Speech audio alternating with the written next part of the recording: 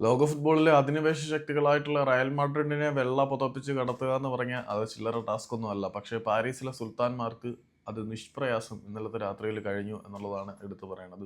സാബിഗോളൊന്നും PSG എൻട്രിക്കയുടെ പിള്ളേരെടുത്ത് പ്രോപ്പറായിട്ട് വർക്കായില്ല. സത്യം പറഞ്ഞാൽ റയൽ മാഡ്രിഡിനെ ഇന്നലെ നിലത്ത് നിർത്താൻ സമ്മതിക്കാതെ അവന്മാർ അടിച്ചുറക്കുമായിരുന്നു. PSG പരാജയപ്പെടുത്തിയതുപോലെ തന്നെ PSG ഇന്റർ മയാമിയെ പരാജയപ്പെടുത്തിയ അതേ മാർജിനിൽ തന്നെ റയൽ മാഡ്രിഡിനെ പരാജയപ്പെടുത്തി. റയൽ മാഡ്രിഡ് എവിടെ കിടക്കുന്നു, ഇന്റർ മയാമി ഇവിടെ കിടക്കുന്നു എന്നുള്ളതൊക്കെ ചോദ്യചിഹ്നമാണ് എങ്കിൽ പോലും അബ്സല്യൂട്ട്ലി ഒരു വല്ലാത്ത ഡോമിനേഷൻ തന്നെയായിരുന്നു റയൽ മാഡ്രിഡിന്റെ കുട്ടികൾ ഇന്നലെ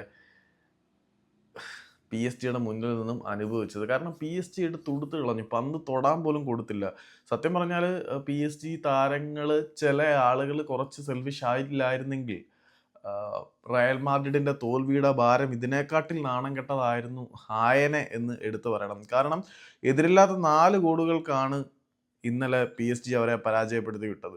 കളി തുടങ്ങി 6ാമത്തെ മിനിറ്റിൽ തന്നെ റോയ്സിലൂടെ അവർ ഗോൾ നേടി തുടങ്ങി. ആ ഒരു ഗോൾ ഡിഫൻസീവ് എററാണ്. 24ാമത്തെ മിനിറ്റിൽ പുള്ളി വേറെ ഒന്നും ചലിപ്പിക്കുന്നുണ്ട്. അതിന് മുൻപ് ഉസ്മാൻ ഡംബാലെ ഒരെണ്ണം തകർത്ത് കൊടുക്കുന്നുണ്ട്. ഈ 3 ഗോളുകളും വഴങ്ങിയത് ഡിഫൻസീവ് എറേഴ്സിൽ നിന്നാണ് എടുത്തു പറയേണ്ടത്.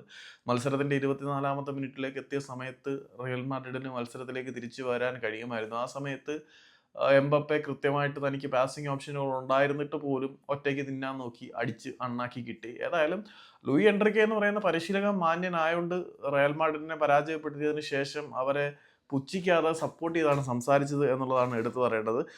മത്സരത്തിന്റെ ആ ഒരു സ്റ്റാറ്റും കാര്യങ്ങളും എടുത്ത് നോക്കിക്കഴിഞ്ഞാൽ എത്രമാത്രം പരിതാപകരമായിരുന്നു റയലിന്റെ പെർഫോമൻസ് എന്ന് നമുക്ക് മനസ്സിലാവും. കാരണം 69% ബോൾ പൊസിഷൻ PSG ആയിരുന്നു. ഓൾമോസ്റ്റ് 70%. റയലിന് പന്ത് കിട്ടാൻ തന്നെ നല്ല പാടായിരുന്നു. PSG വീട്ടിൽ നിന്ന് കൊണ്ടുവന്ന് വന്നാണോ എന്ന് വരെ ട്രോളന്മാർ ചോദിക്കുന്നുണ്ട്. എന്തായാലും ഇന്റർനാഷണൽ പണിമുടക്കിൽ റയലിന്റെ ഡിഫൻഡർമാരെ പണിമുടക്കിയത് കൊണ്ട് PSG നിഷ്പ്രയാസം കാര്യങ്ങൾ കഴിഞ്ഞു.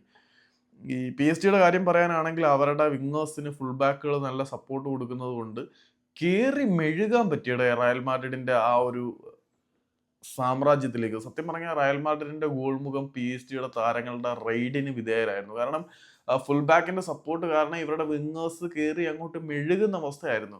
എന്തായാലും തോൽവിയുടെ ഭാരം 4 ഗോളുകളിൽ ഒതുങ്ങി നിന്നു എന്നുള്ളതിന്റെ പേരിൽ റയൽ മാഡ്രിഡിനെ ആശ്വസിക്കാം. പിന്നെ രണ്ടാമത്തെ പകുതിയിലേക്ക് വന്നപ്പം റയൽ മാഡ്രിഡിന്റെ കളി കുറച്ച് ഇമ്പ്രൂവ് ആയിട്ടുണ്ട്. അത് PSG പരിശീലകനായിട്ടുള്ള എൻട്രിക്കെ എടുത്ത് പറയുന്നുണ്ടായിരുന്നു. ഏതായാലും മത്സരത്തിന്റെ ആകെ മൊത്തമുള്ള കണക്കുകൾ എടുത്ത് നോക്കിക്കഴിഞ്ഞാൽ എല്ലാ മേഖലയിലും കംപ്ലീറ്റ് മേധാവിത്വം PSG ഉള്ളത് കൊണ്ട് സ്റ്റാറ്റ് പറഞ്ഞ തൽക്കാലം മാഡ്രിഡിന്റെ പുതപ്പിനടി കയറി ഒളിച്ച ആരാധകരെ ഞാൻ വീണ്ടും കളിയാക്കുന്നില്ല. ഏതായാലും റയൽ മാഡ്രിഡ് നാണം കെട്ട ഒരു പരാജയം തന്നെയാണ് PSG ഏറ്റുവാങ്ങിയത് എന്ന് മാത്രം പറഞ്ഞു നിർത്തുന്നുണ്ട്. കുറെ എണ്ണങ്ങൾ PSG ഇറങ്ങിയപ്പം PSG ലെവലായി. ഏതായാലും എംബപ്പയുടെ അവസ്ഥയൊന്ന് ആലോചിച്ച് നോക്കിയേ.